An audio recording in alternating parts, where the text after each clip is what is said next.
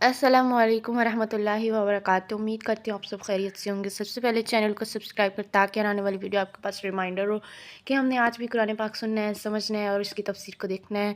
تو آج ہم پڑھ رہے ہیں قرآن پاک کے دوسرے رکوع کا تیسرا رکوع۔ الحمدللہ سے ہمارے پہلا پارہ بھی کمپلیٹ ہو گیا اور قرآن پاک کے دوسرے پارے کے 2 رکوع بھی ہو گئے ہیں۔ پچھلی ویڈیو میں آپ دیکھ سکتے ہیں۔ شروع کرتے ہیں۔ اعوذ باللہ من الشیطان الرجیم، بسم اللہ الرحمن الرحیم۔ یا ایھا الذین آمنوا استعینوا بالصبر والصلاۃ ان اللہ مع الصابرین۔ اے ایمان والو، صبر اور نماز کے ساتھ مدد طلب کرو، یقیناً اللہ تعالیٰ صبر کرنے والوں کے ساتھ ہے۔ تو اس میں یہ ہے کہ جب بنی اسرائیل سے جو سلسلہ کلام شروع ہوا تھا وہ ختم ہو چکا تھا، تو آخر میں مسلمانوں کو یہ تاکید کی گئی تھی کہ اپنے دین میں اس طرح اس کو قائم کرو کہ جتنی بھی مشکلات، جتنی بھی رکاوٹیں آ جائیں تم نے صبر سے کام لینا ہے اور نماز کو نہیں چھوڑنا۔ اور اس میں یہ تھا کہ جب جنگیں ہوتی تھیں اس دور میں بھی، تو مسلمانوں سے یہ تاکید کی گئی تھی کہ آپ لوگوں نے صبر سے ہی کام لینا ہے۔ آپ نے جو ہے وہ چاہے جو بھی رکاوٹیں آئیں، کیونکہ اس ٹائم دشمنوں کی بہت سی رکاوٹیں تھیں دین میں، دین کے طرف آنے میں ہمارے مسلمانوں کے، تو ان رکاوٹوں کو برداشت کرنے کی تلقین کی گئی تھی صبر کے ساتھ۔ تو اس میں یہ نہیں ہے کہ اسلام نے کیا ہے کہ کسی بھی تکلیف کو برداشت کرنے کے باوجود جو ہے وہ چیخنا نہیں ہے، چلانا نہیں ہے۔ صبر یہ ہے کہ اللہ تعالیٰ پر توکل رکھنا ہے اور اس تکلیف کے دوران ہم نے کوئی اللہ پاک سے شکوہ نہیں کرنا کہ ہمارا دین کی وجہ سے یہ ہو رہا ہے، یہ ایسا ایز اٹ از۔ تو یہ اس میں آیت میں نا ہمیں بتایا گیا ہے کہ تکلیف ہونے کے باوجود اللہ سے شکوہ نہیں کرنا، انفیکٹ شکر ادا کرنا ہے اور اس کی مدد طلب کرنی ہے نماز کے ساتھ۔ وہ بھی بتا بھی دیا کہ کس کے ساتھ، نماز کے ساتھ۔ وَلَا تَقُولُوا لِمَن يُقْتَلُ فِي سَبِيلِ اللَّهِ أَمْوَاتٌ بَلْ أَحْيَاءٌ وَلَٰكِن لَا تَشْعُرُونَ۔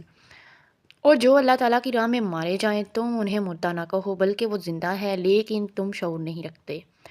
تو جب جنگیں ہوا کرتی تھیں تو اس میں اللہ پاک کے راستے میں بہت سے لوگ شہید ہوتے تھے، وہ اللہ پاک کے راستے میں جہاد کرتے تھے۔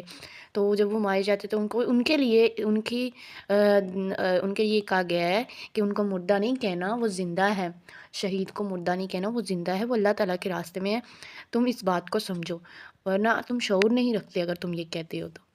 وَلَنَبْلُوَنَّكُمْ بِشَيْءٍ مِّنَ الْخَوْفِ، اور یقیناً ہم تمہیں خوف، وَالْجُوعِ وَنَقْصٍ مِّنَ الْأَمْوَالِ وَالْأَنفُسِ وَالثَّمَرَاتِ وَبَشِّرِ الصَّابِرِينَ، اور بھوک سے، مالوں، جانوں اور پھلوں کے نقصان میں سے کسی نہ کسی چیز سے ضرور آزمائیں گے، اور صبر کرنے والوں کو آپ خوشخبری دے دیں۔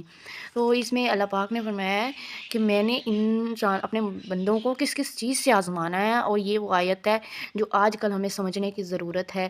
ہماری زندگیوں میں جو کچھ بھی ہوتا ہے، ہمارے ساتھ جو بھی انہونیاں ہوتی ہیں، جو بھی وہ ہوتا ہے جو جس کی ہمیں امید نہیں ہوتی، تو یہ اس آیت کو سمجھنا چاہیے کہ اللہ پاک ہمیں اس چیز سے آزما رہا ہے۔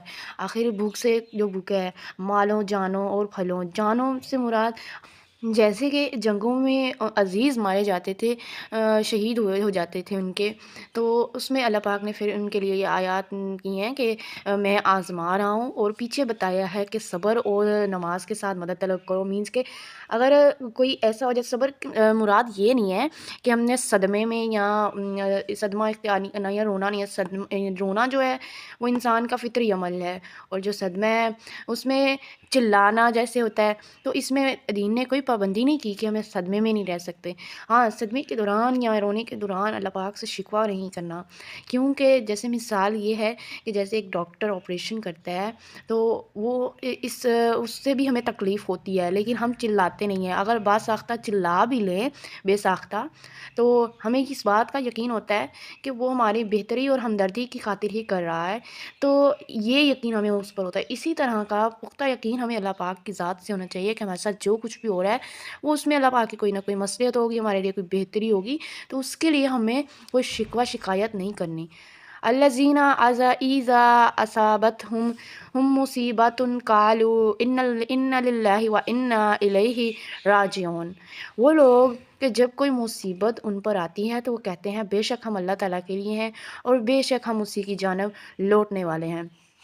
تو یہ دیکھیں کتنی پیاری یہاں پہ بات کی ہے کہ اللہ پاک بھی اس سے کتنا راضی ہوتا ہوگا جب کسی بندے کو اتنی شدید تکلیف ہوتی ہوگی اور وہ یہ الفاظ ادا کرتا ہوگا، تو کیوں نہ اس کی تکلیف کو اگلے ہی دن اللہ پاک دور کر دیتا ہے اور اس کی امید سے بڑھ کر اس کو بہتر سے بہتر نوازتا ہے۔